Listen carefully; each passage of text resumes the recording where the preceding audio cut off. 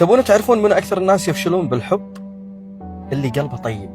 إيه، الناس اللي تحب بصدق وتعطي من قلبها وتسامح بسرعة، هذول أفشل ناس بالحب.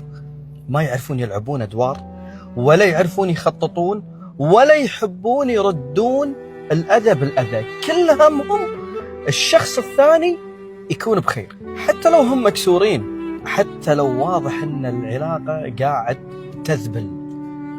يحاولون يتغافلون ويسامحون ويقولون يمكن يتغير، يمكن يفهمني أكثر، يمكن يحبني نفس ما أنا أحبه. بس الحقيقة مرة، الطيبة بهالزمن تنفهم ضعف، والمشاعر الصادقة تنوخذ كأنها شيء مفروغ منه. عشان كذي أغلب الفاشلين بالحب هم أصحاب القلوب الطيبة.